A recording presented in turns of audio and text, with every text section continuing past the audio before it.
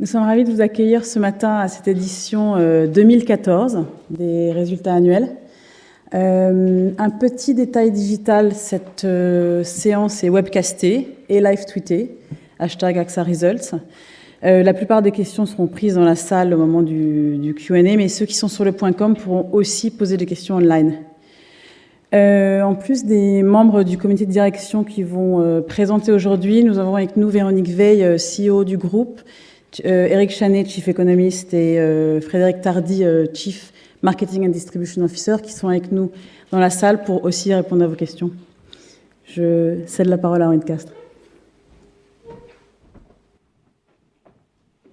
Merci Garance. Bonjour à tous.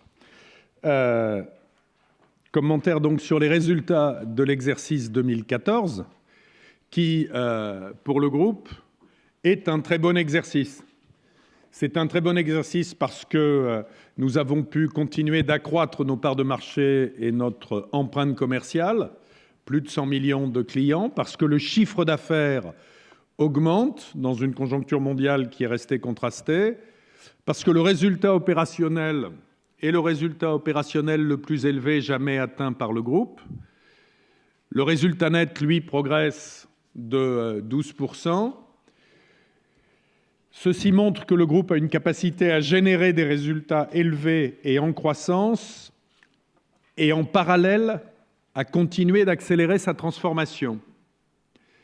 Tout ceci, ça nous conduit également à proposer une augmentation significative du dividende pour les actionnaires, puisqu'on propose de distribuer 95 centimes d'euros contre 81 centimes l'année dernière. Cette croissance, elle vient, comme vous le voyez, des trois métiers du groupe, avec dans ces trois métiers des évolutions qui sont un peu différentes, mais une accélération que nous attendions en vie, épargne, retraite, puisque la croissance de l'activité y est de 6%. Le résultat opérationnel, lui, progresse à 2 chiffres. Cette activité est une activité qui réaccélère après les années de crise financière. Elle se tient bien à peu près partout dans le monde. Et c'est une activité dans laquelle le mix de produits continue de se transformer. Et Denis vous en dira sans doute un mot tout à l'heure. Sur le dommage, la situation est un petit peu moins, je dirais, de croissance, mais positive néanmoins. Un chiffre d'affaires qui progresse légèrement, un résultat opérationnel qui progresse lui aussi légèrement. Pourquoi ne progresse-t-il pas davantage ? Je dirais que nous avons eu un peu plus que notre juste part de catastrophes naturelles. Quand vous regardez ce qu'ont été les montants de catastrophes naturelles enregistrés en 2014, ils sont supérieurs à ce qu'est la moyenne des dernières années. Et ceci ne doit pas dissimuler derrière des performances qui sont très satisfaisantes sur l'assurance dommage dans beaucoup d'endroits, dont la France. Gestion d'actifs, c'est quelque chose d'intéressant parce que beaucoup d'observateurs voulaient se convaincre que nous avions une capacité à engranger des flux positifs, des rentrées d'actifs. C'est le cas. Vous voyez que la collecte nette a été de 22 milliards d'euros, essentiellement sur AXA Investment Managers, mais aussi sur AB, l'ex-Alliance Bernstein, qui retrouve une collecte positive après quelques années difficiles. Donc, trois métiers qui contribuent à la croissance du chiffre d'affaires et qui contribuent à la croissance du résultat. La poursuite de notre effort sur les pays émergents. Vous savez que dans les grands objectifs d'ambition AXA, il y avait celui d'accélérer notre diversification, pas simplement en termes de lignes de produits, mais également en termes d'empreinte géographique. Et de ce point de vue, 2014 a été une année utile et profitable, à plus d'un titre. D'abord parce qu'elle nous a permis de sensiblement accélérer sur l'Afrique, qui pour nous est un continent qui aura une croissance forte à horizon de la prochaine génération. Et donc prendre des positions sur le continent africain en général et sur ses principaux marchés en particulier est quelque chose qui est important dans cette perspective longue. Nous avons pu faire une acquisition significative au Nigeria à la fin de l'année dernière. Si vous regardez la manière dont évolue l'activité du groupe, vous aurez vu aussi que depuis le début de cette année, on a pris une participation dans le grand réassureur africain qui s'appelle Africaré.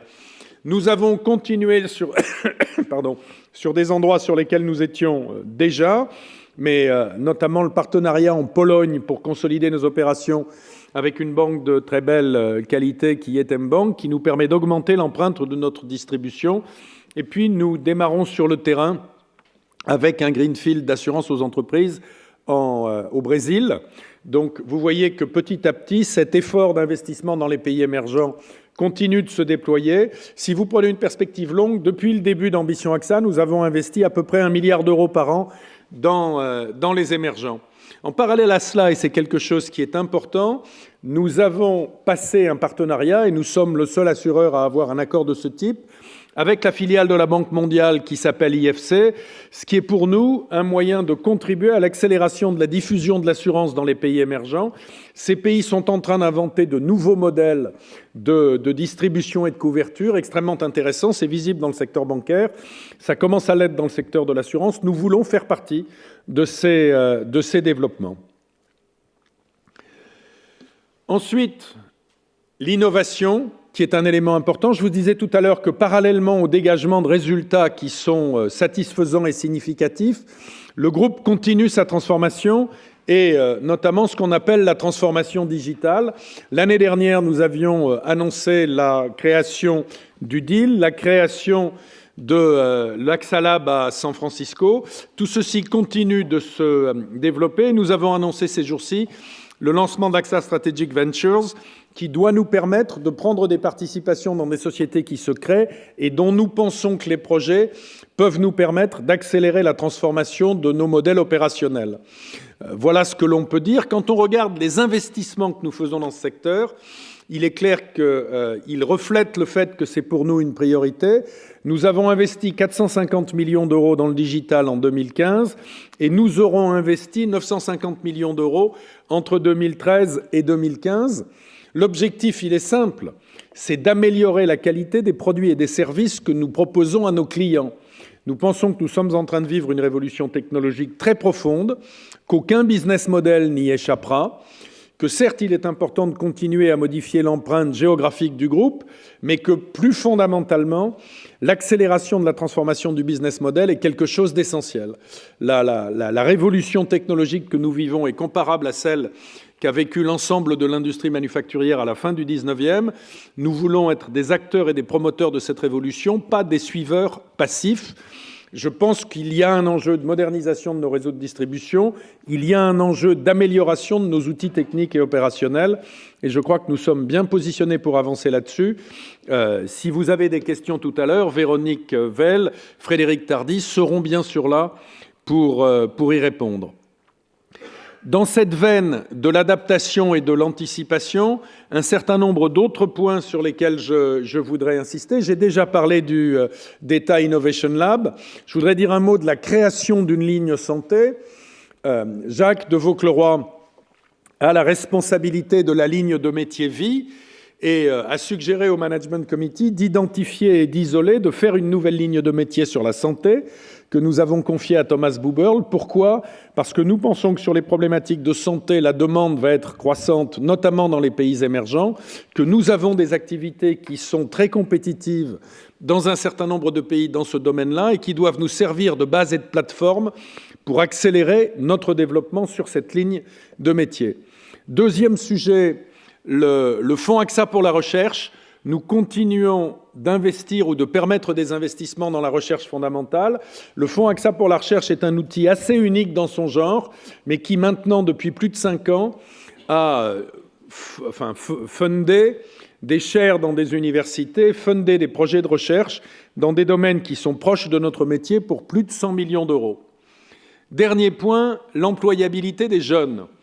Secteur sujet vital pour nos sociétés, qu'il s'agisse des pays mûrs ou des pays émergents. Nous avons en 2014, parce que nous considérons que c'est un sujet essentiel et que nous voulons que les jeunes générations participent au développement du groupe et en soient des acteurs, offert 12 000 opportunités d'emploi à des jeunes de moins de 30 ans. Donc ça montre que quand une organisation économique comme une entreprise est flexible et sait s'adapter à son marché, il y a de la place pour l'emploi des jeunes. Sur ces 12 000 propositions d'emploi ou ces 12 000 opportunités professionnelles, la moitié ont été en Europe et un quart de cette moitié, donc la moitié de cette moitié en France. Voilà. Au total, qu'est-ce que ça dessine? Le paysage d'un groupe dont le bilan est extrêmement solide, qui a une capacité à générer des résultats qui sont importants et en croissance dans un marché dans lequel la demande va continuer d'augmenter, même si le paysage macroéconomique global reste incertain, à la fois du fait d'un certain nombre de facteurs de déstabilisation géostratégique et parce que, sur le plan économique, la reprise reste poussive dans les pays européens et les taux d'intérêt à un niveau extrêmement déprimé, mais un groupe qui a une capacité à générer des résultats parfaitement en ligne avec ce que sont ses ambitions de long terme. Vous voyez là, quand vous comparez ce que nous atteignons comme résultat avec ce qu'étaient les objectifs d'ambition AXA, nous sommes bien alignés. J'attire en particulier votre attention sur le niveau de retour sur fonds propres à 14,5%, ce qui, dans le secteur financier, nous positionne, je pense, extrêmement bien. Et nous utilisons ce dynamisme et ces ressources pour accélérer notre transformation. Bref, nous essayons d'être des entrepreneurs et pas des rentiers. Sur cette provisoire conclusion, je vais passer la parole à Jacques.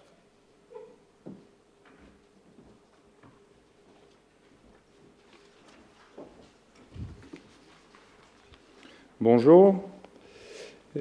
Parfait. Merci beaucoup. Et donc, je vais vous présenter les principaux chiffres de l'activité vie épargne retraite en 2014. Ce premier slide vous donne une idée du métier de protection qui est le nôtre et de son utilité économique et sociale pour nos clients. Comme vous le voyez, l'ensemble de l'épargne investie par nos clients en 2014 dans des produits d'assurance vie a augmenté de valeur d'à peu près 24 milliards d'euros. En santé et en prévoyance, nous avons versé plus de 11 milliards d'euros de prestations à nos clients et plus de 2 millions d'entre eux ont bénéficié de nos services d'assistance santé via AXA Assistance. Je vais vous présenter maintenant les résultats de l'activité vie épargne retraite et santé. Donc, comme l'a dit Henri, même si nous avons aujourd'hui décidé de créer une ligne de métier globale spécifique pour la santé, vu l'importance de ce métier pour le groupe, aujourd'hui, les chiffres sont toujours combinés avec le reste des activités de vie, d'épargne et de retraite. Comme vous le savez, la santé est une activité stratégique pour nous. Nous y sommes déjà fort importants, notamment en France, et nous voulons, par la création de cette ligne de métier spécifique, clairement montrer nos ambitions et pousser ce métier de manière beaucoup plus approfondie dans les prochaines années. Sur l'ensemble de l'année 2014, les ventes ont été très dynamiques, puisqu'elles augmentent de 6% au total. La croissance des ventes en prévoyance et santé, qui est un de nos segments prioritaires, s'élève à 3%. Ça n'apparaît pas de manière trop explicite sur le slide parce qu'il s'agit d'une comparaison, d'une variation en base comparable. 2013 doit en effet être adapté en raison d'un changement de période de reporting au Japon, mais je vous rassure bien, il s'agit d'une croissance de 3% à base comparable. Le niveau d'activité dans ce segment a été tiré principalement par l'Asie du Sud-Est, l'Inde, la Chine, Hong Kong, mais aussi grâce à nos activités en France et au Mexique. En unité de compte, qui est le second segment prioritaire pour le groupe, les ventes enregistrent une belle croissance de 9%, soutenue par la hausse des produits de retraite collective pour les grandes entreprises au UK notamment, mais aussi par nos activités en Asie, à Hong Kong. L'Allemagne, les États-Unis ont aussi contribué fortement à cette belle croissance. La hausse des ventes du Fonds général épargne s'explique principalement par le gain de 2 nouveaux contrats significatifs en retraite collective en France et par des ventes de plus en plus importantes de produits multisupports, notamment en France et en Italie. Il faut remarquer que pour les OPCVM, nous avons une évolution stable de nos affaires. Dans le bas du slide, vous pouvez voir une référence à la collecte nette qui s'élève à 4 milliards d'euros. Elle est tirée par nos segments prioritaires que sont la prévoyance et santé et les unités de compte. Ceci masque d'ailleurs, ce chiffre marque un chiffre qui aurait pu, le chiffre aurait pu être plus élevé, vu que nous avons fait un rachat volontaire sur des anciennes générations de produits aux États-Unis et que donc cela a eu un impact sur la collecte nette. Enfin, et dans le bas du slide à droite, notre marge sur affaires nouvelles, qui s'établit à 34% pour l'ensemble des activités vie, épargne et retraite, soit une hausse de 1 point par rapport à 2013, et donc on reste à un niveau très élevé. Merci pour le slide suivant. Je voudrais maintenant prendre quelques moments pour mettre en perspective ces chiffres par rapport à 2010, qui est le début de le programme Ambition AXA, le début de notre plan stratégique. Et donc, comme vous le savez, en ligne avec Ambition AXA, nous poursuivons depuis 2010 une croissance sélective et rentable sur à la fois les segments les plus porteurs et les régions les plus porteurs. Et nous observons donc sur ces 4 années que la proportion des produits sur lesquels nous souhaitons vraiment nous développer, que sont d'une part la prévoyance et la santé et d'autre part les unités de compte, qu'ils ont sensiblement progressé entre 2010 et 2014, et que ces 2 segments représentent aujourd'hui plus de 70% de nos ventes, tandis que les produits de fonds général épargne diminuent aussi en ligne avec notre ambition. Sur la droite, si l'on regarde les pays émergents, les ventes augmentent aussi fortement sur l'année écoulée, avec une croissance de 14%, notamment grâce à Hong Kong, aux pays de l'Asie du Sud-Est, à l'Inde et la Chine. Je fais référence ici notamment aux ventes de notre joint venture ICBC AXA, qui augmente de 28% l'année dernière en Chine. Depuis 2010, nous enregistrons un taux de croissance moyen du résultat opérationnel de ces marchés de 27%, taux de croissance moyen annuel du résultat opérationnel de ces marchés de 27%, ce qui se traduit naturellement par un poids croissant de ces marchés dans le résultat opérationnel vie épargne retraite du groupe, aujourd'hui de 15%, mais aussi dans le résultat opérationnel global du groupe, puisqu'il est aujourd'hui à peu près de 10%. Donc clairement, 2014 a confirmé ce qui se passait, le glissement qui se passe déjà depuis plusieurs années vers nos segments préférentiels que sont les unités de compte et la prévoyance et la santé, et la place sans cesse grandissante des pays émergents dans le mix global de nos activités. Quelques mots enfin sur le résultat opérationnel pour conclure. La répartition de ce dernier par activité avant impôt démontre de nouveau la part significative des produits que nous pensons que non seulement ils sont les bons produits pour nos clients, mais aussi pour le groupe, vu le contexte dans lequel nous sommes aujourd'hui. La prévoyance et la santé ainsi que les unités de compte représentent 78% du résultat de cette activité. Le résultat opérationnel après impôt progresse fortement, de 14% à 3,1 milliards d'euros. Cette augmentation est très fortement tirée par les États-Unis, dont je voudrais mentionner ici le résultat opérationnel progresse de 37%, qui représente à peu près un quart de ce résultat. Il faut mentionner aussi les bons résultats de la France, qui augmentent, eux, de 8%. En conclusion, je crois qu'on peut dire qu'il s'agit d'une belle année pour l'activité assurance vie, épargne, retraite et santé, et que tout est fait pour que nous puissions continuer sur ce trend-là. Merci. Jean-Laurent, je te cède la parole.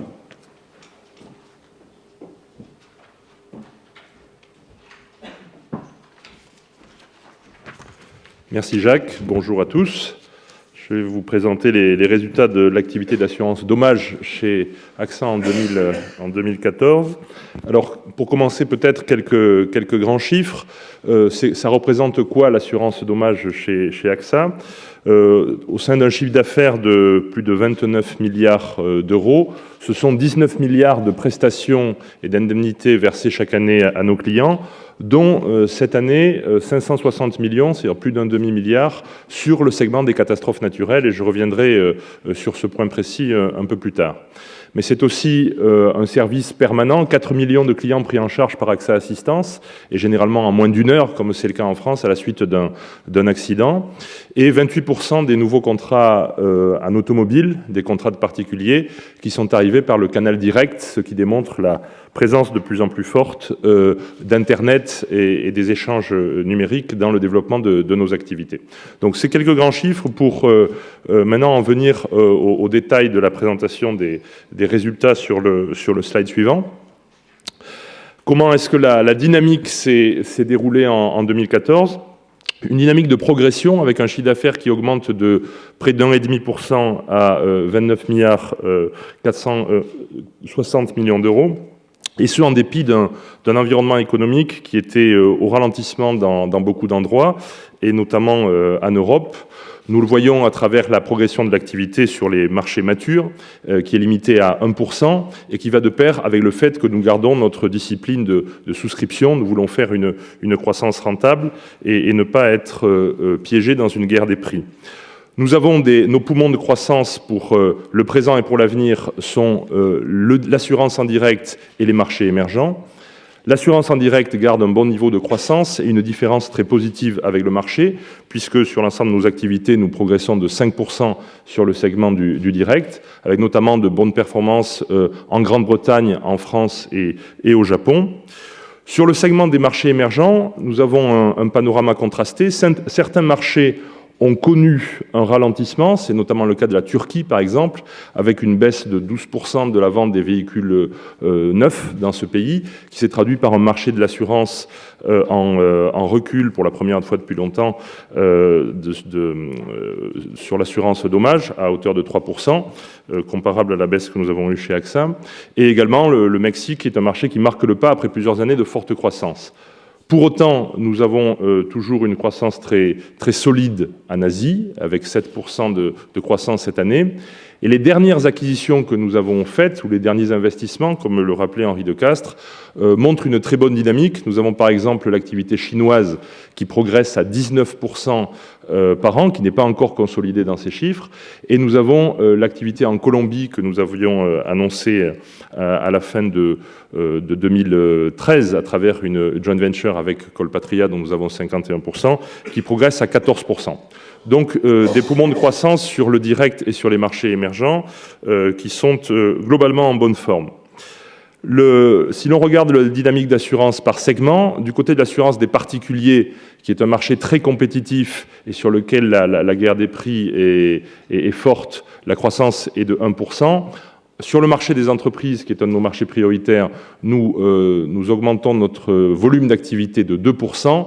Et à noter que dans ce segment de l'assurance des entreprises, si l'on regarde les marchés émergents, la part d'activité dans les marchés émergents augmente, elle, de 5%.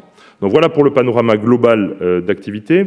Si maintenant nous regardons sur le slide suivant comment a évolué cette activité depuis le lancement d'Ambition AXA sur les dernières années depuis 2010, on peut voir que notre mix d'activité s'est rééquilibré avec davantage d'activités sur le segment des entreprises, 41% aujourd'hui contre 38% en 2010. Et si l'on intègre dans ces chiffres le segment international des grands risques d'AXA Corporate Solutions, qui représente 2,4 milliards de chiffre d'affaires, la part de l'assurance des entreprises dans le total de notre activité se monte à 45%. Et le segment d'activité des entreprises est un segment qui nécessite plus de technicité, plus de spécialisation et qui constitue une de nos priorités stratégiques de développement. L'évolution du mix d'activité porte donc la trace de la priorité que nous donnons au développement des entreprises, même si maintenir nos parts de marché et notre dynamique dans le domaine des assurances de particuliers est également une priorité. En termes d'évolution globale des résultats depuis 2010, le ratio combiné qui mesure la qualité technique de notre activité et qui est d'autant plus intéressant qu'il est bas, a évolué favorablement de 99,5 à 96,9 en 2014, en ligne avec notre objectif d'ambition AXA de 2015, qui est de le ramener en dessous de 96%. Pour ce qui est de la croissance spécifique, du résultat obtenu dans les marchés émergents et dans le direct, qui est une de nos priorités. Nous voulons croître sur ces segments-là, mais nous voulons le faire de manière profitable.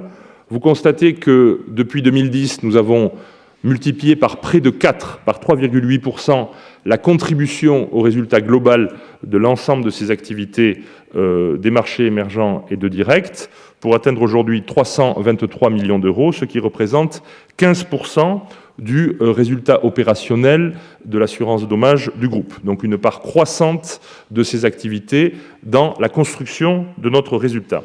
Et comme le disait Henri de Castres en introduction, nous avons poursuivi notre renforcement dans ces zones en 2014, oui, notamment par l'entrée sur le marché nigérian avec le rachat du 4e assureur Mansart, notamment aussi par le démarrage de nos activités au Brésil, et nous sommes en train d'étudier le lancement également d'activités en Égypte. Donc, globalement, une part croissante de notre exposition à ces marchés à forte croissance que nous faisons de manière sélective et disciplinée. Si nous allons maintenant sur le slide suivant, comment s'est déroulée techniquement l'année 2014 et quel a été l'impact notamment des événements naturels? Alors la première chose à remarquer, c'est que nous avons été exposés à 2 événements naturels, à 2 catastrophes naturelles de très grande ampleur.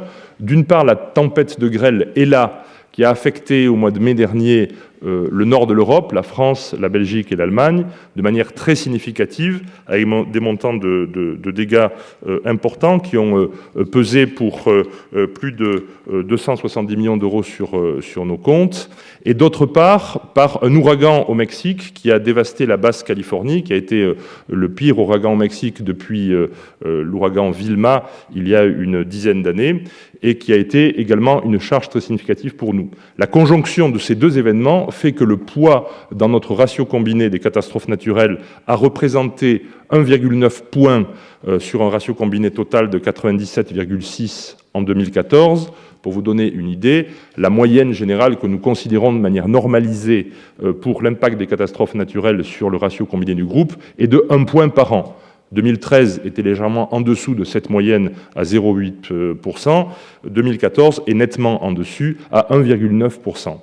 En dépit de cet accroissement du poids des catastrophes naturelles, le ratio combiné courant s'est légèrement amélioré, de 97,8 à 97,6, reflétant la qualité technique de nos opérations et l'amélioration de notre excellence technique sur l'ensemble des marchés sur lesquels nous opérons. Lorsque l'on regarde le ratio combiné total que j'ai déjà évoqué sur le slide précédent et qui tient compte les bonus, c'est-à-dire le résultat des exercices antérieurs, nous avons une légère détérioration à 96,9%, mais qui nous permet d'afficher néanmoins une croissance de résultats de 2,3% par rapport à l'année dernière, pour atteindre 2,158 milliards d'euros. Et je pense qu'il est utile de signaler que si nous prenions un montant normalisé à hauteur de 1 point, comme je le disais tout à l'heure, de catastrophes naturelles, notre résultat aurait en fait cru de 13%, j'allais dire dans des circonstances moyennes. Donc au total, 2014 a été une bonne année en dépit du poids très important et atypique de ces catastrophes naturelles et de la conjonction de ces 2 gros événements, l'un européen, l'autre mexicain. Il montre la capacité à poursuivre notre trajectoire en ligne avec nos objectifs d'ambition AXA, à la fois en termes de profitabilité et en termes d'orientation sur les marchés émergents et le direct. Nos efforts ont également porté sur la transformation digitale de nos activités P&C et sur l'innovation au cours de l'année 2014. Et nous faisons de plus en plus de travail pour tirer parti à la fois de la technologie à travers notamment des offres télématiques pour les jeunes conducteurs, comme en Suisse, en Italie ou bientôt en France, mais également tirer parti dans le domaine de l'assurance dommage des mégadonnées, ce qu'on appelle le big data, de manière à enrichir notre offre et créer de la croissance pour l'avenir sur de nouveaux segments, comme par exemple ce que nous appelons l'assurance paramétrique dans le domaine agricole que nous avons lancé en 2014. Donc au final, nous sommes en ligne avec notre trajectoire, nous respectons notre discipline et nous poursuivons le développement de notre stratégie. Et je vais maintenant passer la parole à Nicolas Moreau pour illustrer encore ceci davantage sur AXA France.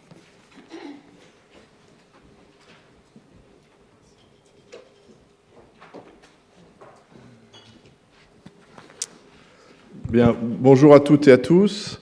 Donc un petit zoom sur AXA France.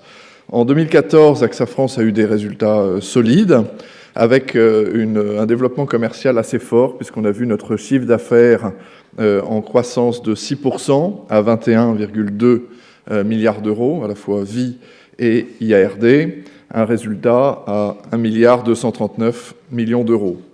Si vous regardez le schéma avec la ventilation des résultats opérationnels, vous voyez que le résultat est assez bien réparti sur nos différentes branches.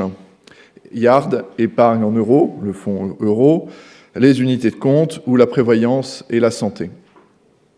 Si on rentre un petit peu plus dans le détail du dommage et des assurances de personnes, en dommage, on a vu une augmentation de notre chiffre d'affaires de 3%, avec un marché qui était, lui, en hausse de 1,5%, donc une performance commerciale assez forte. On a continué à voir des apports nets positifs en auto et en MRH, en auto à 34 000 contrats et en MRH à 2 000 contrats. Il faut noter que cette année, on a eu à peu près 12% de nos clients en auto qui sont arrivés par le canal du web. Et si on prend le sous-ensemble de nos agents qui traitent les leads qui arrivent d'AXA.fr, ce qu'on appelle les agents e-optants, qui sont 700 en France, pour ces agents-là, ils ont vu 23% de leurs affaires nouvelles auto qui sont venues par le canal du web. Donc on voit que tous les travaux qu'on a pu faire dans les années précédentes commencent à payer et on voit un trafic très fort qui commence à venir de ce nouveau canal. Notre ratio combiné tous exercices s'élève à 97,2%. Il est en hausse par rapport à 2013, du fait d'un moindre relâchement de boni en 2014. Le ratio combiné courant, donc qui est le ratio combiné qui est lié à la souscription de cette année, lui est en amélioration de 0,3%, malgré une augmentation de la sinistralité des corporels en France, qui a été assez importante. On pense que c'est l'usage du portable au volant qui en est responsable, mais on voit se développer une augmentation importante de la fréquence des corporels. Et puis les événements climatiques aussi. Ça, Jean-Laurent en a parlé. En France, on en a eu un certain nombre, puisqu'il y a eu les orages de grêle qui ont lieu en juin et toutes les tempêtes que nous avons eues à l'automne. Si on reprend l'assurance de personnes maintenant, on a eu un chiffre d'affaires en hausse importante, mais les unités de compte ont vu leur croissance de 23%, donc une part importante, avec une part des unités de compte dans notre chiffre d'affaires qui est de 31%. Le marché est plutôt autour de 17%. Donc on a réussi à bien enclencher la diversification des portefeuilles de nos clients vers les unités de compte. Il faut noter aussi en prévoyance individuelle une croissance de 12% de nos affaires nouvelles à 283 000 affaires nouvelles sur 4 types de produits. L'obsèque, avec notre produit essentiel qui a cru de 33% en nombre d'affaires nouvelles. La protection familiale à 184 000 affaires nouvelles. Et le Madelin, qui est en fait les produits pour les pros, qui là aussi ont vu des croissances de 19% par rapport à l'année dernière. C'est le marché de la dépendance qui, lui, s'est beaucoup contracté en France cette année en dépendance individuelle, puisque notre part de marché a augmenté malgré une baisse de chiffre d'affaires. On évalue la contraction de ce marché en France à 33% cette année. Si on regarde un petit peu ce qui s'est passé sur 2014, vous avez vu qu'on a eu des résultats commerciaux et opérationnels très, très solides. On a réussi aussi en 2014 à transformer l'entreprise. C'est un des challenges que l'on a, c'est de vraiment tourner AXA France vers le client. Et on a travaillé autour de 3 axes principaux. C'est développer l'esprit d'innovation dans l'entreprise, c'est de réinventer l'expérience client, et c'est aussi d'améliorer notre connaissance de nos clients. Alors l'innovation, on essaye de la stimuler de nombreuses manières. Henri vous a parlé de notre fonds d'investissement AXA Strategic Venture. On avait commencé en France avec la AXA Seed Factory il y a 2 ans, qui va maintenant être converti dans ce nouveau fonds global international. Et à travers l'AXA Seed Factory, on a fait 5 investissements dans des choses aussi variées que du courtage de risques climatiques, ou des investissements, des plateformes de fonds sur Internet, ou des plateformes de crowdfunding, donc des investissements assez variés qui ont un lien avec nos métiers, que ce soit l'assurance ou l'épargne, de manière à développer, à identifier en fait des activités qui nous permettent d'accélérer dans notre métier de base. Après, il y a un travail sur l'innovation en interne qui est très fort. Alors, on a un challenge interne qui s'appelle Innovaxa, qui est bien ancré chez AXA France. Mais on participe aussi, bien sûr, aux initiatives du groupe avec Startin. On a lancé des hackathons internes. On essaye de travailler de plus en plus en équipe multi-compétences, de faire des plateaux, de faire évoluer les méthodes de travail dans l'entreprise, de passer à des méthodes de travail silotées, à des méthodes de travail plus projet, plus intégrées. Alors, c'est des choses que nous allons développer. On a aussi développé un digital tour dans AXA France de manière à sensibiliser l'ensemble des collaborateurs à la transformation digitale. Le deuxième axe, c'est de réinventer l'expérience client. Vous le savez, on a fait le choix du multi-accès chez AXA France. En France, on a déjà un acteur direct full net, c'est Direct Assurance. Nous, on a choisi sur AXA France de s'appuyer sur nos réseaux et de faire en sorte que l'ensemble des flux qui arrivent par le mobile ou par Internet, par AXA.fr, soient envoyés sur nos réseaux de distribution pour que ce soit eux qui les transforment et qu'ils multi-équipent les clients. Donc ça, c'est quelque chose sur lequel on est en train de basculer l'ensemble de notre gamme. On a déjà transféré l'auto, j'en ai parlé tout à l'heure, on voit des flux importants en auto qui viennent du net.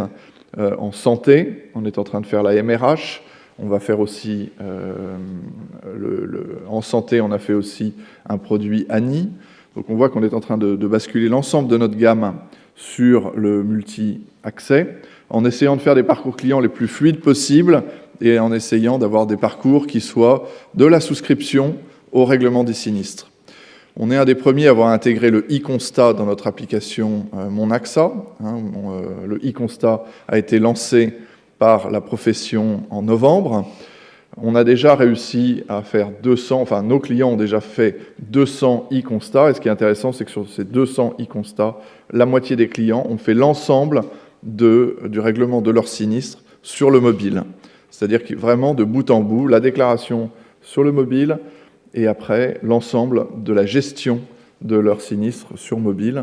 C'est sans intervention de nos services de gestion, ce qui est assez remarquable et ce qui montre une appétence de nos clients, enfin, ou des Français, pour avoir une simplicité dans leur parcours client.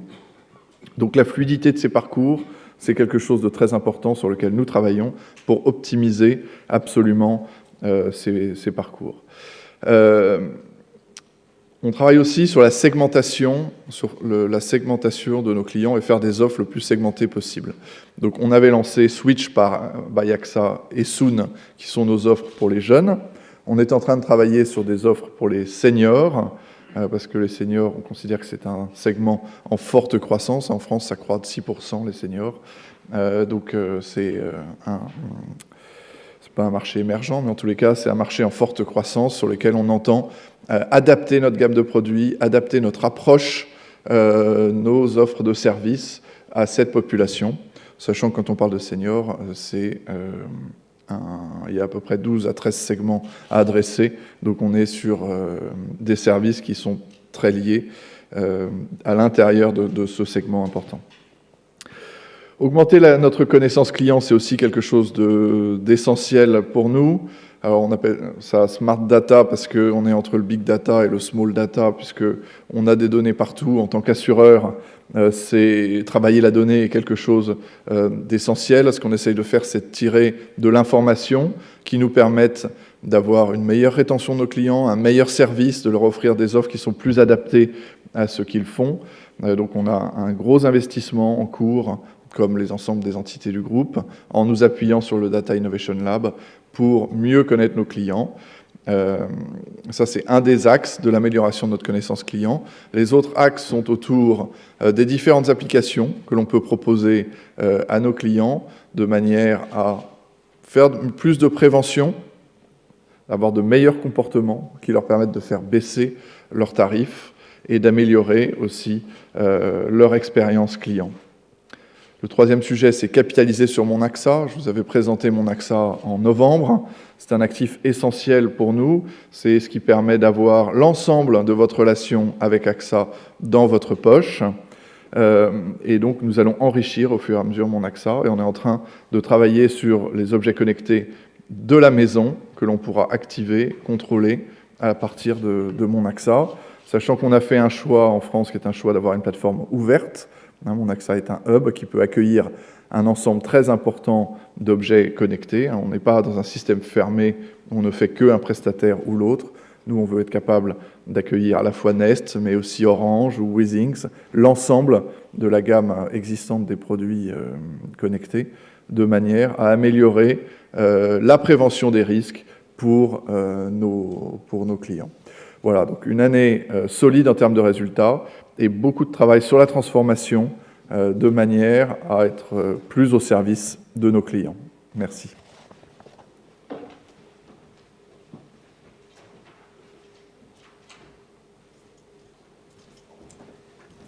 Merci Nicolas, bonjour à tous. Je vais maintenant vous présenter les principaux chiffres de notre activité de gestion d'actifs. Ils sont, d'abord, en commençant par les actifs sous gestion, ils sont en hausse de 16% par rapport à la fin 2013. Nous bénéficions cette année d'une collecte nette positive de 22 milliards d'euros, mais aussi d'un effet marché favorable et de l'impact positif des taux de change sur la fin de l'année. Au total, le groupe gère 1 277 milliards d'euros, un montant en progression de 15% par rapport à l'année dernière. Donc la collecte, je vous le disais, est très importante. 19 milliards d'euros chez AXA IM en collecte nette et 3 milliards d'euros chez AB, qui se compare à une collecte de 12 milliards l'an dernier chez AXA IM et une collecte négative de 4 milliards chez AB, donc une amélioration nette de la situation. Le résultat opérationnel est stable à 403 millions d'euros. Il aurait été en progression de 12% si on excluait la cession qui est intervenue l'année dernière d'AXA, l'année dernière, en 2013, d'AXA Private Equity. Ce bon résultat s'explique principalement par la performance opérationnelle des deux gestionnaires qui a été bonne. Je vous propose maintenant de passer à la synthèse des résultats de l'exercice 2014. Le résultat opérationnel, Henri vous l'a indiqué, progresse de 8%, plus haut niveau historique, au-dessus de 5 milliards d'euros, et ça reflète la bonne dynamique de nos trois métiers, dommages, prévoyance et santé, épargne et gestion d'actifs. Le résultat opérationnel par action, qui est un des indicateurs clés de notre programme Ambition AXA, progresse de 5,4% cette année et 6% en moyenne depuis 2010. Nous sommes donc en ligne avec notre objectif. Les activités d'assurance de biens et de personnes, qui sont celles qui sont les moins sensibles à l'évolution des marchés financiers, représentent les 2/3 du résultat opérationnel avant impôt. Être un groupe plus efficace est aussi une des priorités de notre plan stratégique. Depuis 2011, nous avons réalisé 1,6 milliard d'euros de gains d'efficacité, dont 300 millions au cours de l'année 2014. Nous sommes donc en très bonne voie pour atteindre notre objectif qui s'élève à 1,9 milliard entre 2011 et 2015, objectif que nous avons relevé 2 fois puisque à l'origine c'était 1,5 milliard. Nous investissons naturellement massivement tous les ans au service de notre transformation, principalement dans le digital. Cette année, les investissements représentent un montant d'1,5 milliard, dont 450 millions d'euros consacrés au digital. Pour améliorer l'expérience client, notamment avec le mobile, nous avons déployé des applications, Nicolas l'a mentionné, comme MyAXA, comme AXA Drive. Nous avons développé nos espaces clients, développé des plateformes de gestion de sinistres, et donc c'est une action que nous allons poursuivre pour bénéficier de toutes les innovations technologiques qui permettent de rendre un meilleur service aux clients. Nous poursuivons également la modernisation de nos réseaux de distribution en développant le multi-accès. Nicolas en a parlé longuement, mais cette évolution s'applique non seulement en France, mais aussi dans tous nos autres pays. Un exemple, c'est l'agence virtuelle que nous avons mise en place en Allemagne. Le résultat courant, qui est l'indicateur sur lequel est fondée notre politique de distribution de dividendes, progresse de 7%. C'est le fruit de la bonne performance opérationnelle que j'ai déjà évoquée et d'un niveau de plus-value réalisé élevé et relativement stable par rapport à l'année précédente, 442 millions d'euros contre 434 en 2013. À noter que ces plus-values sont essentiellement des plus-values actions et que nous avons réalisé à peine 100 millions d'euros de plus-value obligataire, alors que notre matelas de plus-value latente obligataire est devenu extrêmement considérable. Notre politique de gestion actif-passif, sur laquelle je reviendrai, nous conduit à ne pas dégager ces plus-values. La hausse du résultat courant se reflète dans le résultat net, en hausse de 12% à plus de 5 milliards d'euros. Ceci malgré l'impact de la dépréciation d'une partie de la valeur de notre participation dans Réseau en Russie, à hauteur de 251 millions d'euros. Je précise que, du point de vue opérationnel, Réseau est une entreprise qui va bien et qui a contribué positivement aux résultats du groupe en 2014. Passons maintenant aux indicateurs de bilan. Nous avons, fin 2014, une très belle solidité financière. Nos fonds propres atteignent un niveau historiquement très élevé, à plus de 65 milliards d'euros, soit une hausse de plus de 12 milliards sur un an. C'est principalement le reflet de la contribution du résultat net, mais aussi de l'augmentation des plus-values latentes du fait de la baisse de taux d'intérêt et d'un effet de change favorable. Nos ratios de solvabilité sont à des niveaux élevés. Le ratio de solvabilité 1, régime qui s'applique jusqu'à la fin de cette année, s'élève à 266%, en hausse de 45 points. Le ratio de solvabilité économique, qui préfigure solvabilité 2, s'élève à 201%, en très légère baisse par rapport à 2013, en raison de la baisse des taux d'intérêt. 201%, c'est donc plus de 2 fois l'exigence réglementaire. Enfin, notre ratio d'endettement est stable à 24%. Il est donc déjà en ligne avec l'objectif que nous étions fixés pour Ambition AXA, qui était initialement de 25% et que nous avions ensuite ajusté à 23 à 25%. Quelques mots maintenant sur le bilan et les actifs qui sont adossés, et d'abord essentiellement sur le fonds général. Le fonds général représente 523 milliards d'euros, avec une grande continuité dans l'allocation d'actifs d'une année à l'autre. Notre allocation, elle est guidée par le souci de faire correspondre nos actifs avec les engagements que nous avons pris vis-à-vis de nos assurés. Et vous voyez sur la droite du tableau que nous avons des actifs d'une duration de 7 ans, des engagements d'une duration de 8 ans, et donc un écart de duration entre les actifs et passifs qui est resté à peu près stable aux environs d'une année. Ceci nous permet d'amortir l'impact de la baisse de taux d'intérêt qui se prolonge. Le rendement de nos actifs sur l'activité vie épargne retraite était de 3,7%. Il était de 3,9% sur l'activité dommages, alors que les investissements que nous avons faits sur l'année 2014 ont été faits avec un rendement moyen de 2,7%. Si on passe au slide suivant, le dividende, nous allons proposer à l'Assemblée générale des actionnaires un dividende par action de 95 centimes, en hausse de 17% par rapport à 2013. Ce montant correspond à un taux de distribution de 45% du résultat courant. Je rappelle que notre politique est de distribuer entre 40 et 50% de ce résultat, donc nous nous situons au milieu de la fourchette. Cette proposition de dividende est le résultat d'une bonne performance en 2004, illustrée par la croissance des résultats que nous avons évoqués, mais aussi par une assez forte hausse des cash flows opérationnels disponibles qui s'élève à 5,5 milliards d'euros. Elle s'appuie également sur un bilan tout à fait solide. Je vous remercie de votre attention et je passe maintenant la parole à Henri Lecastre pour la conclusion.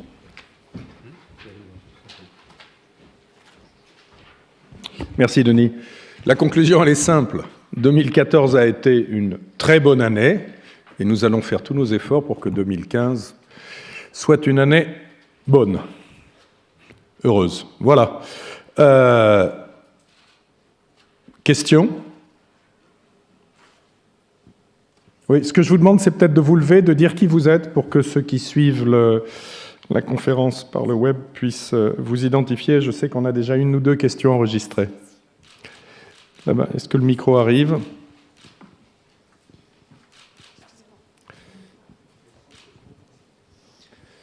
Oui, bonjour, Julien Parot, la correspondance économique. Je voulais savoir quel jugement vous portiez sur l'action à venir de la Banque Centrale Européenne sur sa politique de rachat d'actifs. Et je voulais savoir si c'est quelque chose qui, vous, au sein d'AXA, allait vous intéresser, si vous avez des actifs à vendre et si vous aviez identifié un montant. Merci. Non, nous regardons de façon très favorable l'action de la Banque Centrale Européenne qui a mené une politique d'une extrême habileté depuis quelques années. Mais nous avons aussi en tête le fait que la politique monétaire n'est pas l'alpha et l'oméga. Elle ne fonctionnera ou elle ne sera utile que si parallèlement les gouvernements entreprennent les réformes de structure nécessaires. J'ai déjà employé la métaphore comparant la Banque Centrale Européenne à l'anesthésiste qui facilite l'opération. Elle le fait avec un talent exceptionnel. Il faut maintenant que les chirurgiens saisissent leurs instruments et opèrent. Voilà, sur les actifs, non, je veux dire, on a une politique d'achat, de vente d'actifs, de gestion de nos portefeuilles. Ça n'a pas on n'a pas d'actifs particuliers à vendre à la Banque centrale. Question suivante. Oui. Bonjour, Muriel Breman du journal Investir. CNP Assurance a fait savoir la semaine dernière qu'ils allaient réaccélérer l'investissement en actions.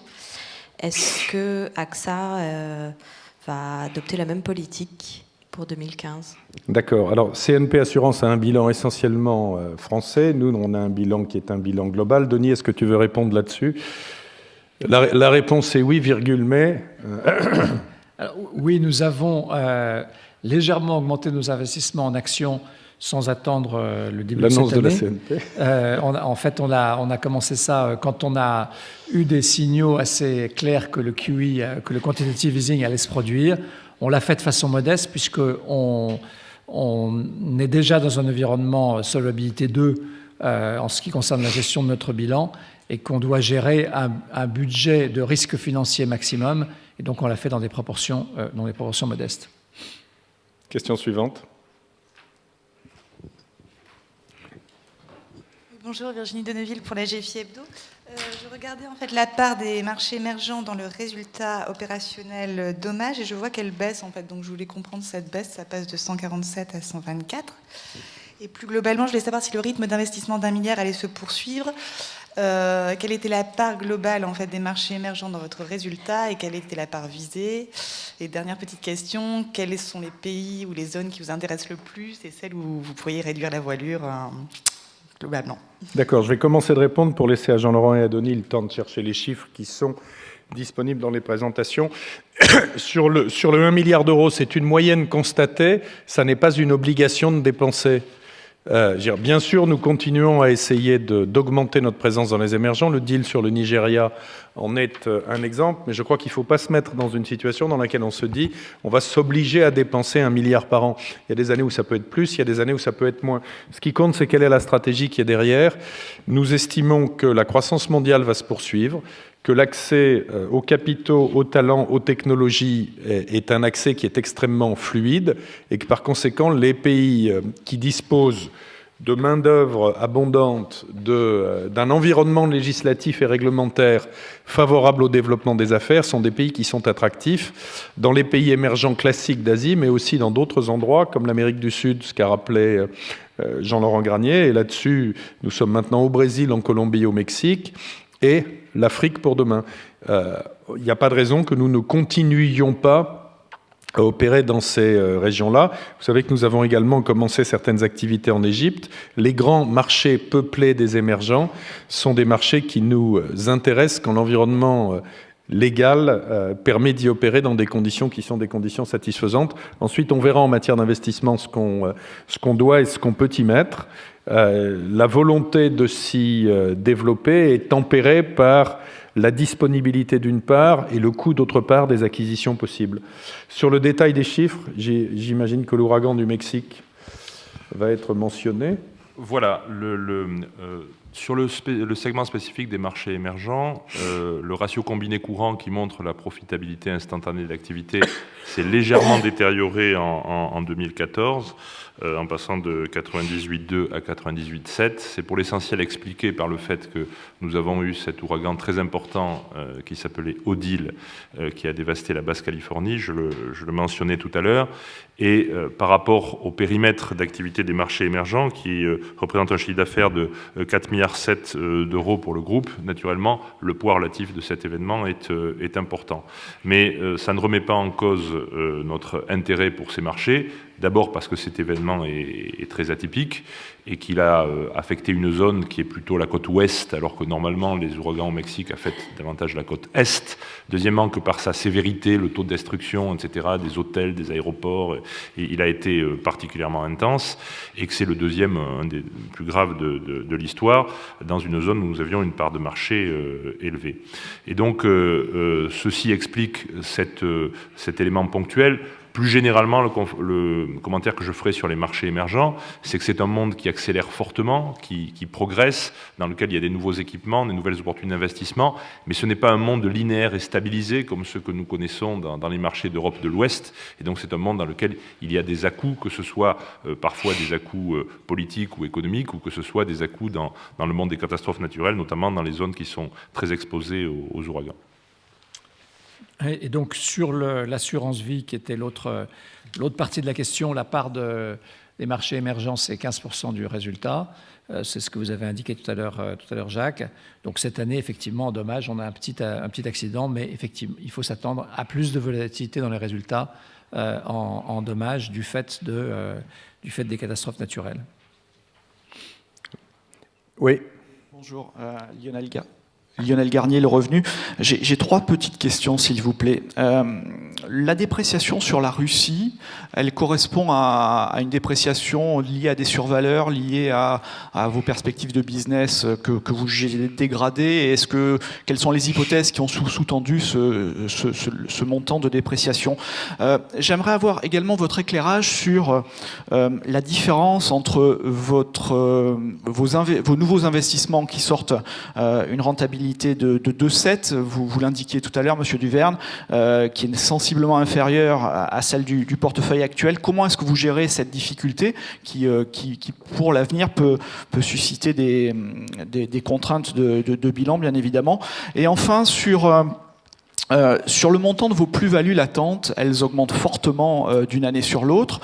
J'ai l'impression qu'elles augmentent de moitié l'ensemble du fonds d'actifs général. Quel est l'impact des changes là-dessus sur l'augmentation du fonds d'actifs, du fonds général? Et est-ce que vous disiez ne pas dégager de plus-value sur votre portefeuille obligataire? Est-ce que c'est une politique qui sera constante au cours des prochaines années? Merci. Ok, tu veux répondre, Denis? Oui, alors sur la Russie, on avait fait cet investissement en 2008. C'était une époque où le prix du pétrole était très très supérieur à $100. Les perspectives économiques de la Russie à l'époque étaient encore très favorables. L'économie russe est très affectée par la crise par le niveau actuel du prix du pétrole. Elle est affectée aussi par les sanctions économiques. Et donc, nous avons réévalué les perspectives économiques du développement de l'assurance, puisque c'est une activité d'assurance dommage, en fonction de la situation économique actuelle de la Russie. Et ça nous a conduit à déprécier une part importante du goodwill que nous avions sur ces opérations, et donc d'où ce montant de 251 millions d'euros. Donc c'est pas lié, je dirais, à une mauvaise performance actuelle de cette entreprise, mais c'est lié à une dégradation de nos perspectives en termes de croissance du marché de l'assurance dommage sur la Russie. Votre deuxième question sur les investissements. Alors, vous savez, on l'explique régulièrement que on a un portefeuille donc qui a un rendement de 3,7, avec en face des taux garantis qui sont de mémoire à 2,2 ou 2,1. Donc on a un écart entre le taux garanti et le taux de rendement de nos actifs qui est important. Et à l'intérieur de cet écart de 160 points de base, on prend 80 points de base, on dit entre 70 et 80, mais depuis 2 ans, on est à 80 points de base de marge d'investissement. Le reste est crédité aux assurés. Sur les nouveaux produits que nous vendons, le taux garanti moyen est à 0,4. Donc, quand on investit à 2,7, avec un taux garanti qui est de 0,4, on a plutôt augmenté la marge théorique, je dirais, à partir de laquelle on peut faire notre marge d'investissement. Donc, on n'est pas préoccupé par cette situation. Alors, la situation va être différente dans chaque pays. Il y a des pays dans lesquels on est plus proche des taux garantis, mais dans l'ensemble, on gère ça de façon active et on n'est pas préoccupé par cette évolution, même si les taux restaient bas pendant longtemps. On n'aurait pas de soucis. En revanche, on incite nos clients à ne pas aller prioritairement vers le fonds général où on ne va pas pouvoir leur donner des rendements très élevés et à aller plutôt vers des produits en unité de compte. Troisième question sur les plus-values latentes. L'impact de change n'est pas important. Je n'ai pas le chiffre en tête. L'essentiel de l'impact, c'est la baisse des taux d'intérêt qui a été très forte dans toutes les géographies, principalement sur la zone euro, mais la baisse a été notable également en Suisse, comme vous l'avez vu, elle a été notable au Japon, elle a été notable aux États-Unis, au Royaume-Uni, donc il y a eu une baisse des taux d'intérêt partout, et ça se reflète dans le montant des plus-values latentes. C'est vraiment de façon prédominante l'impact de la baisse des taux. Une précision, s'il vous plaît, quel est le montant résiduel du goodwill sur la Russie ? On a amorti, de mémoire, on a déprécié un peu plus de 60% à peu près les 2/3 du goodwill. Question suivante. Oui, au fond. Bonjour, Chiara Rancati de l'agence italienne ANSA. 2 petites questions sur l'Italie. La première, avec la réforme des banques populaires, il paraît que certains de ces instituts vont se séparer de certaines activités, notamment dans la gestion d'actifs. Est-ce que cela, c'est quelque chose qui pourrait vous intéresser de quelque façon ? Et la deuxième, bien sûr, sur MPS, je voudrais savoir quelle est exactement maintenant votre participation dans le capital et si vous envisagez des évolutions, notamment avec l'entrée de l'État italien dans le capital de la banque. Notre participation dans MPS n'a pas changé et n'a pas vocation à changer. Je vous rappelle qu'il y a 2 niveaux. Il y a la participation dans la banque, qui est une petite participation, on a quelques pourcents du capital. Et il y a le joint venture, enfin les 2 joint ventures en assurance, qui continuent de se développer, dont les résultats sont bons. Nous suivons l'augmentation de capital de la banque. Nous ne souhaitons pas diminuer notre exposition sur les banques populaires et sur la gestion d'actifs. Nous verrons ce dont nous avons besoin en matière de gestion d'actifs au niveau d'AXA IM ou d'Alliance Bernstein. C'est d'équipes susceptibles de développer de nouveaux produits. Il y en a à l'intérieur. On peut aller en chercher à l'extérieur. Et ce que nous avons besoin de faire aussi, c'est de développer notre distribution. Voilà, nous ne sommes pas particulièrement acheteurs de structures d'asset management classiques avec des coûts élevés. Oui. Oui, bonjour, Grégoire Pinson, magazine Challenge. Une question pour Nicolas Moreau. Comment vous expliquez la chute sensible des contrats dépendance ? C'est conjoncturel, c'est un choix commercial de votre part ? Non, pas du tout. Nous, notre part de marché a augmenté dans un marché qui a diminué. Donc, c'est absolument pas un choix. Je pense que c'est le problème si le marché de la dépendance individuelle a baissé en France cette année, c'est surtout un problème de pouvoir d'achat. Et puis il n'y a pas eu beaucoup d'activités autour de la dépendance non plus dans les médias. Le gouvernement n'a pas pris tellement non plus de mesures encourageant à la couverture de ce type de risque. Je sais pas, l'année 2014, la dépendance a été un peu oubliée en France. Et du coup, nos clients, c'est l'ensemble du marché qui a baissé. Nous, on a pris beaucoup de parts de marché. On a 33% de parts de marché sur la dépendance individuelle, alors qu'on a lancé notre produit il y a 3 ans seulement. Alors, il faut noter qu'on a signé notre premier gros contrat dépendance collectif, par contre. Un contrat qui fait 4 millions par an. Donc un contrat très important. Donc c'est un grand groupe qui a choisi de couvrir le risque dépendance pour ses salariés. C'est un sujet frustrant, la dépendance, parce que c'est un sujet que nous avons, nous, essayé de porter. Et les gains de part de marché que mentionne Nicolas sont la mesure de la qualité des équipes et des produits qu'on a. Mais comme citoyen, on est frustré, parce que c'est un débat dont on connaît tous les tenants et les aboutissants, il manque juste l'action. Et pendant ce temps, la pendule tourne et le problème devient pire.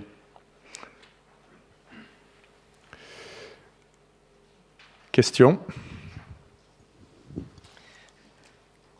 Bonjour. C'est encore une question italienne, c'est de la part de Giuliana Licini de Radio Cor.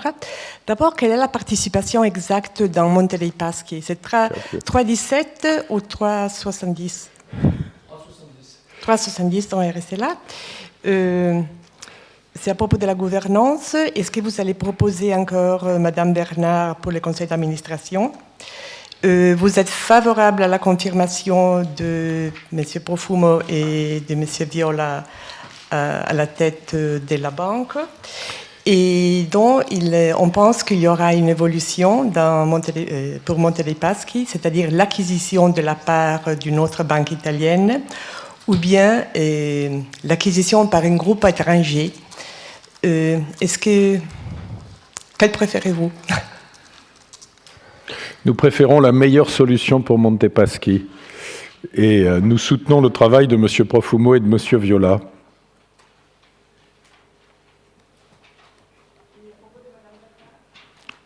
Et à propos de, pardon? Oui, Béatrice de Rouvroy-Bernard, qui est l'administratrice qui représente AXA au Conseil de la Banque, nous allons effectivement proposer qu'elle soit renouvelée dans son mandat.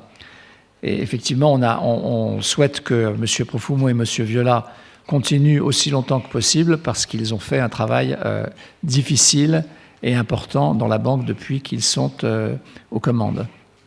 Question suivante. Est-ce qu'il y a une question, j'allais dire écrite, mais envoyée? We have two questions from Paul Davis of the Wall Street Journal. He asks, do you have a very clear view of what your capital needs will be under Solvency II? Is it the increase in your dividend payout ratio a signal of your comfort with that? Or is it more to do with better cash flow from the US and other regions just now? Thank you. Good. The answer is both. I mean, cash flows are strong, earnings are strong. We are very comfortable moving within the payout range of the we had announced. You may remember that we said that we would pay between 40 and 50. We had stayed at the bottom. We are with 95 cents paying 45%.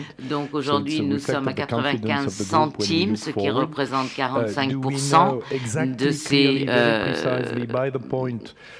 résultats.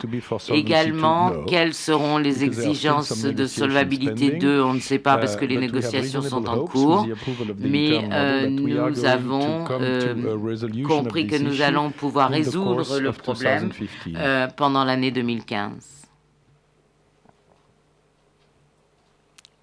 Question suivante.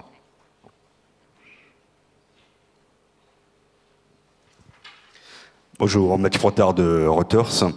On a vu ces derniers mois des changements de gouvernance dans les groupes français en matière de scission des fonctions de président et de directeur général. Est-ce quelque chose que vous envisagez chez AXA? Et également une question sur les économies. Vous dites que vous êtes sur le point de pouvoir atteindre vos objectifs pour la fin de l'année 2015. Est-ce que vous pourriez relever cet objectif d'1,9 milliard? Oui. Alors, sur le premier point, sur la gouvernance, bon, il y a des changements dans un certain nombre de secteurs dans lesquels la séparation est légalement obligatoire. Elle ne l'est pas dans le nôtre. Je vous rappelle qu'on a changé la gouvernance en 2010 pour la dernière fois, pour réunir les fonctions de chairman et de CEO, qu'elle avait d'ailleurs changé dans le passé à de multiples reprises. À un certain nombre de reprises, on a été à un moment en conseil de surveillance directoire, on avait été avant en société classique, on est de nouveau en société classique. Je crois qu'il ne faut pas faire de dogmatisme en matière de gouvernance, il faut regarder pratiquement quelle est la situation de la société et de ses équipes dirigeantes à un moment donné. Et pour l'instant, il n'y a pas de changement de gouvernance à l'ordre du jour. Voilà sur la première question. Pardon, le deuxième élément de la question, c'était... C'était sur les objectifs d'économie. Oui, sur les objectifs d'économie. On a dit 1,9 milliard au moins. Là, je vous rappelle qu'on avait 1,5 milliard d'objectifs d'économie au départ du plan Ambition AXA, qu'on a relevé cet objectif de 1,5 à 1,7, puis de 1,7 à 1,9. On vous dit 1,9 au moins. Et comme on dit jamais 203. Ah, ça dépend, ça dépend. 1,9 au moins, je crois que c'est clair. Question suivante.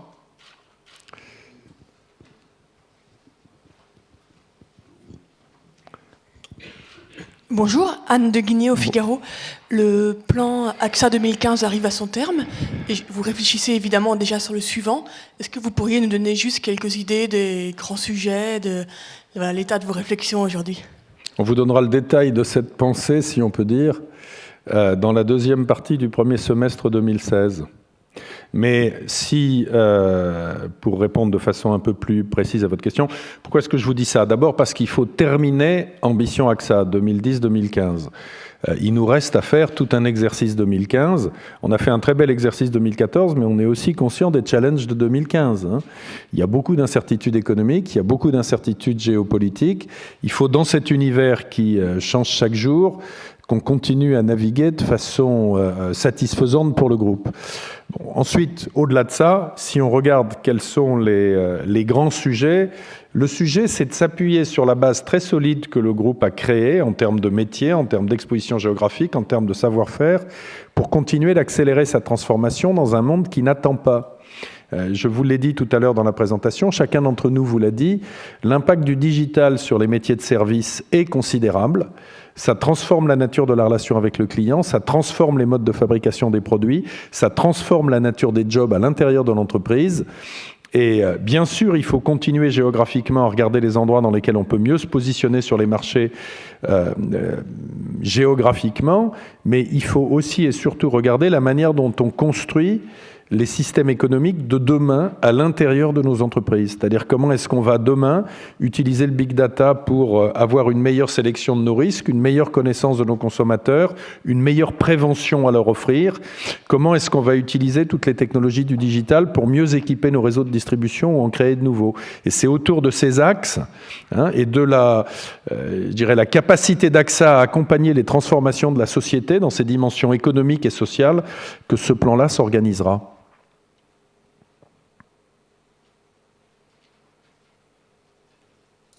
Est-ce que nous concluons sur cette note? Merci à vous. Bonne journée.